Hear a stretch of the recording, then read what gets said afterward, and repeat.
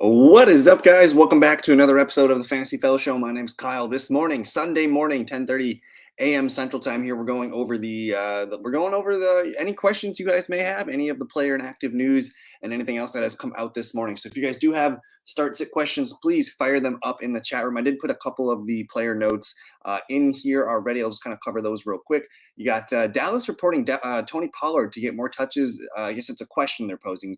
Pollard to get more touches than Zeke in Week 11. I think it's going to probably be pretty much 50-50. We're not going to see what we saw, I think, pre-Zeke injury. So it's looking like, to me, I'd rather start Tony Pollard over Zeke this week. The Najee Harris experiment, we'll see. I think they're feeling like they know they have to limit his load. I think they know how to handle him, and that means Jaylen Warren is going to be a guy that's kind of operates as like a 40% touch guy, 60-40 maybe towards Najee. And then this is kind of the thought that I've had. I'm going to bet that we don't see Cooper Kupp back this season. They even pushed his timetable back to 6 to 8 weeks. Again, he had ankle surgery, so not looking good for Cooper Kupp. Do not trade for Cooper Kupp. If you can trade him away, I would do that. I don't think Gus Edwards is going to play. They said that Mark Andrews was warming up outside, but not Gus Edwards yet. So no Gus Edwards, very likely not today. Keenan Allen plans to play, as well as Mike Williams. And then good morning to Harris, my man. Hope you're doing well. We're asking Greg Dortch, or is that Keelan Cole, non-PPR? The Greg Dortch one is tough because I have a feeling Hopkins, Marquise, Rondale Moore all sit ahead of Dortch. So I'm going to go with Keelan Cole. He's going to operate. Basically, he's going to be in the Hunter Renfrow role there. So he's kind of the slot receiver for LV. I'm going to go with Keelan Cole here. Good morning to Aiden. Zeke or Foreman PPR. That one's tough because we do not like the matchup for D'Onta Foreman today. It's probably a situation where he's going to get a good amount of volume, but with Ezekiel Elliott, we're hoping that he kind of gets eased back into the offense. If he gets a shot at a goal line opportunity, I'm not going to be I'm not going to be surprised there. So I'm leaning towards Ezekiel Elliott being the play, and one of the reasons why is because it's a high-scoring game. Like Minnesota, Dallas, I think that's got like 50 implied point total in it. And with Baker Mayfield at the helm here, I'm not super excited about D'Onta Foreman. He's more of a, especially because it's PPR, he's more of a standard type play. I'm going to say Ezekiel Elliott. That was a Craig. Well, Greg Dortch is a wide receiver. So is that Greg Dulcich? Is that Greg Dulcich and Cole Kmet? If that is Greg Dulcich or Cole Kmet. Cole Kmet's been hot. Atlanta, they do allow tight end points, so I'm leaning towards Kmet being your guy here. Dulcich probably has a higher floor, and I do like the opportunity for the Broncos passing game today against the Raiders. I mean, we know Russell Wilson. Technically, this is Russell Wilson's best matchup. He's only got one game where he's thrown 2 touchdowns all year, and it was against the Raiders back in Week 3. So I'm leaning towards Greg Dulcich being the higher floor. And if you need a touchdown here, though, that's kind of the thing. It's non-PPR. So I suppose we'll roll with Kmet. He's hot, but it is probably less volume. But I'm going to go with Cole Kmet, ride the hot hand. So I'll paint it this way. Kmet's the riskier play. I mean, you have a chance of getting a touchdown, but you can also get 2 for 25 or something like that. I think Dulcich, probably a guy that's going to get more volume today. No Jerry Jeudy, so it wouldn't surprise me if Dulcich has himself a nice game. So with that in mind, if it were me, I'm starting Dulcich. I guess I'll go with that. But keep your questions firing in. I'm just going to hit refresh on some of my feeds here to see if anything else has come out. Mark Andrews officially active today, they're saying. Both the new Eagles defensive tackles, Sue and Linval Joseph, are active. So we'll see if the Eagles can limit Jonathan Taylor and the Colts running game today. Overall, nothing else really crazy happened this morning in terms of inactives and actives. Still have no idea if Marquise Brown's going to play. So that's the one that really makes me nervous. And at this point, if I have a good option, I'm playing him over Marquise Brown. And we got Sutton. That doesn't bother me as much. If they're going to throw a touchdown, it's going to be to Sutton or Dulcich. I think Sutton's got a high floor either way, and it doesn't bother me when my tight end correlates to another player because tight end's just kind of a crapshoot. Like basically at this point, for a tight end, you're happy with 7 to 8 points if you don't have Kelsey. So I'm fine with Dulcich there. Pittman or Cooper. I think the nature of the Buffalo Bills Cleveland Browns game is that we expect Buffalo to put up points, and that could lead to the Browns having to be pass happy a little bit. You also have David Njoku returning, which could open things up for Amari Cooper. So I think it is a tough matchup on paper for the Browns passing game, but I'm going to lean with Amari Cooper. He's been the better player all season as well here, and it's a dome game. It's fun. I think you want to be a part of that. I know Pittman going up against Eagles, that is in a dome, but Eagles, one of the best secondaries in football right now. Let me look and see. Like the Eagles, they just don't allow a lot of wide receiver points, so it is a tough matchup. I will go with the Amari Cooper side. Let me see if I can find any more updates for us this morning. Looks like David Njoku officially active. We got that there. Good news on Dallas Goedert. They expect him to return at some point this season. So they shut him down earlier this week. That maybe puts him back by week 15. So middle of the fantasy play, I think literally the first week of the fantasy playoffs, week 15, we could see Goedert return, if not week 16. So don't cut Dallas Goedert, especially if you guys have IR spots. That's where you want to move him to. It looks like Taylor Heineke is going to get the starting job until he either loses it or gets hurt or something. So good news for Washington. I'm excited for the Washington offense with Heineke, and I guess the running game today. The Houston Texans defense allows a ton of running back points, so we'll see. But keep your questions coming in. Otherwise, we'll probably just keep reading off some of the player news and actives today. But there's really not a lot of major things here. It sucks. I hate Monday Night Football, especially when you have the Cardinals with Kyler Murray doubtful, Marquise Brown in question, DeAndre Hopkins in question. It's kind of a mess for Monday Night Football. So hopefully, if you guys have players in that game, hopefully you guys have some pivots to Sunday games to get your points locked in. The big one that I guess the biggest news this morning was the Gus Edwards news. So with Gus Edwards out, I feel pretty good about Kenyon Drake being a top 15, top 20 running back just based on volume alone. And it wasn't that long. People forget, like on that Monday Night Football game, he destroyed the Saints. He went out 24 carries, 93 yards, 2 touchdowns, had a couple receptions. He ended up with almost 25 PPR points. So maybe he finds the end zone today. I think Kenyon Drake is one of the best plays. If you can find some, like he's only 43% rostered. If you can find him in one of your leagues, like that's ESPN's 43%. But if you can find someone like Kenyon Drake, I think he's worth a start today. And I'm going to go with Kenyon Drake over Michael Gallup. In these type of situations, I always prefer to pick opportunity, and opportunity equals carries plus targets. So I know Kenyon Drake's going to get the ball double-digit times today. If they do get near the goal line, he's going to be the goal line back, probably not Justice Hill. And it's looking pretty good for Kenyon Drake right now in a game where what's the point to there's not going to be a lot of points in that game, and they only project the Panthers to score maybe 2 touchdowns. It's probably going to be a heavy Ravens offensive day. So I like Kenyon Drake quite a bit. Gallup has a nice opportunity against Minnesota, but he provides so much risk. Like with Gallup, you're basically getting 7 points, or you're going to end up with like 15 because he gets a touchdown. So to me, I'm going to take the safety net of Kenyon Drake. Just go with the volume in that situation. Let me see if I can find any other news here. Actually, I wanted to look at the weather today too, see what's going on across the league. NFLweather.com. We got a handful of games in a dome. We got 1, 2, 3, 4, 5, 6 games in a dome today, so that's fantastic news for those games.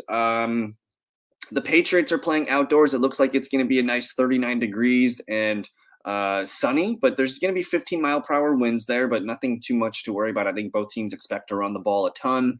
The Giants game, that's where we saw some wind. I saw a tweet, the goalpost just kind of flapping in the wind. And with the Giants and the Lions, we don't expect a lot of passing from the Giants. We like Saquon Barkley. It's a huge Saquon Barkley day today, so he's probably going to be one of the higher scoring running backs. And then with Detroit, it's pretty much Amon-Ra St. Brown, but he's not too much downfield, so I think he's safe. The Ravens and Panthers are outside as well. That's got 14-mile-per-hour winds, about 37 degrees, and sunny as well. So nothing too crazy with the weather today. The Broncos and the Raiders, though, they got a nice game today. They got 49 degrees. It's clear. Same thing in Texas. The Houston Texans got a 48-degree day. So good games later, I guess, in the South and West Coast. Good morning to Bill. Let me know if you have any questions We're kind of just going over some of the player news and inactives. And if you guys have any questions, please feel free to fire them up. So far this morning, we see Gus Edwards inactive, Mark Andrews active, David Njoku active. My guy Aiden and I, we got a tough question. We both in a situation where we have Njoku, and then you have Foster Moreau. We both have Aiden. We both have Njoku and Moreau. Don't know who to play. I'm leaning towards Moreau being the safer play right now, just because they're down bad with weapons. They don't have Renfro. They don't have Waller. I think Moreau's probably safe for a good 5 to 6 targets today. He did catch the touchdown last week as well. And with Njoku, I'm not sure if they ease him back in. Again, he had a high ankle sprain. I'd like to think that he can come in and produce right away. It is a tougher matchup against Buffalo in terms of points against the tight end. Buffalo ranks in the top 10, so they haven't allowed a touchdown to the tight end all year. The Broncos have allowed 3 touchdowns, so technically on paper, it's a better matchup for Moreau. Montgomery or Devonta Smith for my flex, full PPR. So I do have a hunch that it's going to be a Devonta Smith day. I think the name escapes me, but the top, I think is it Gilmore for the Colts? Gilmore is probably going to be assigned on A.J. Brown for the majority of the game. So I think Devonta Smith's probably going to be the leading target for the Eagles because that's full PPR. I think he has a really nice floor, but with Montgomery, no Khalil Herbert. Atlanta Falcons defense, not great. We saw Deonta Foreman run all over these guys, and with the excitement around Justin Fields and the offense moving the ball, I'm leaning towards Montgomery being the safer, higher floor. If they do get near the goal line, he's got the best chance to score a touchdown as well.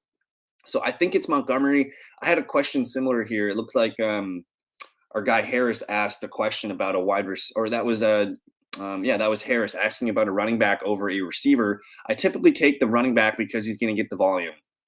And with David Montgomery today, he's probably looking at upwards of 15 to 20 touches, and he does get some PPR points. Last week, he only had 9 carries for 37 yards, 1 reception, 7 yards. Like that, that was his floor game. Khalil Herbert played the majority of that, but I expect anywhere between 14 to 16 carries, a handful of catches. I think he's got a safe floor, and you need him to fall into the end zone. But looking at his numbers, they have not been great. Montgomery has not been playing great the last few games. So I might be changing my answer here, my man. I think I'm going to go Devonta Smith.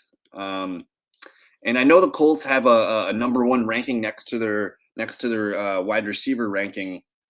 But again, I think Devonta Smith's going to be the guy here. No Dallas Goedert. I think you want to take advantage of that. So to me, Montgomery's been kind of a layup pick for most people this week because Khalil Herbert's out. But it's in Atlanta. The Bears could struggle. You never know. It's not really a trustworthy offense. I think I trust the Eagles offense more. So I'm going to change my answer. I'm going to go Devonta Smith with this one. I've loaded up Devonta Smith in a lot of FanDuel and DraftKings lineups today as well. I think the matchup is looking pretty good there. But that's a tough question. But either way, Bill, I think you have a pretty safe floor for both guys. And I prefer to pick the Eagles offense. I think it's going to be a good game for Devonta Smith. Let me see what else we can find here on the player news. It seems like a pretty good day as far as inactive. Nobody were sweating. It's just that damn Monday Night Football game. Not sure what to think about that.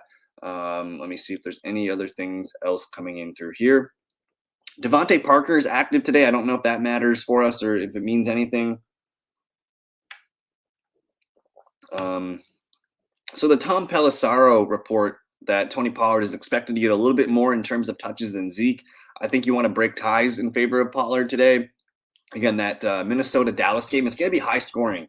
They had almost 50 projected points. That's, upwards of 6 or 7 touchdowns in that game. I think Pollard's got the juice right now. He's the guy that you want in your lineups this week as a running back 2 or a flex play.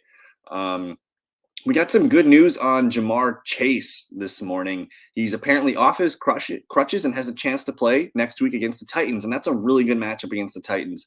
Their secondary is banged up right now, so hopefully Ja'Marr Chase is set to return next week. Do I risk playing DeAndre Hopkins? Harris, that depends.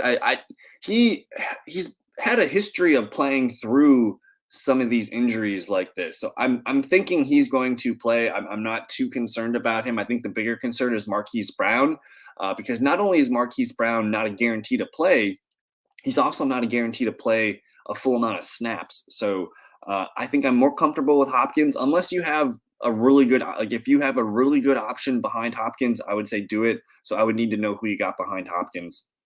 And yeah, man, this is the big week. We're making that push. We're week 11 here. We got 11, 12, 13. We got 4 weeks left of the fantasy regular season. So you need to find a way to at least finish 3-1 or go 4-0 the last 4 games. And yeah, Chase. So interesting. Like, there's a couple. Like, if you guys want to start look, I don't know when your trade deadlines close, but all of a sudden you have some things shifting in the NFL. So like the Bengals offense getting Jamar Chase back, like that's going to boost Joe Burrow. It might even boost T. Higgins. Probably going to downgrade Tyler Boyd. So like with the Bengals offense, I mean, if you could trade for Joe Burrow, if you could trade for a T. Higgins, because everyone's like, oh, Jamar Chase is coming back, Higgins' value might go down. I think it goes up.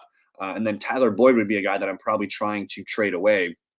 And then similarly with the Chargers offense, I mean, I think you guys should be trying to target some of these Charger players, whether it's Herbert, Eckler, Mike Williams, Keenan Allen. I think we're going to see the Chargers going to run offensively.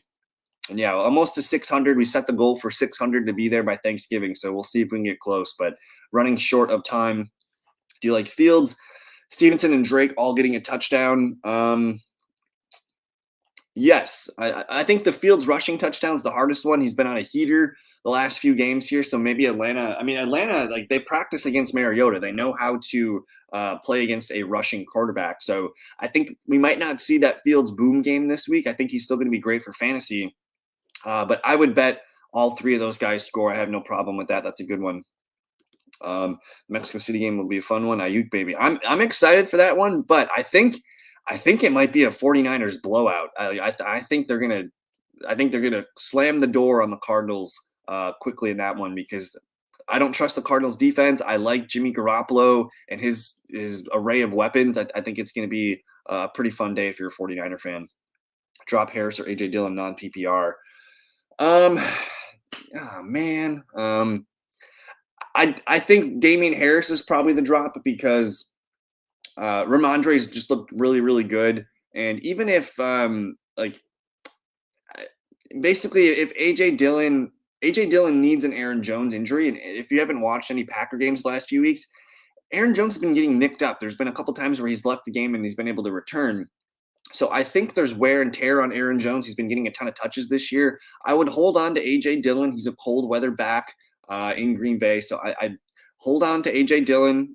Me and Justin both were on the sinking ship with AJ Dillon, and I need to take a moment and say I missed on AJ Dillon. He's one of my few draft misses this year.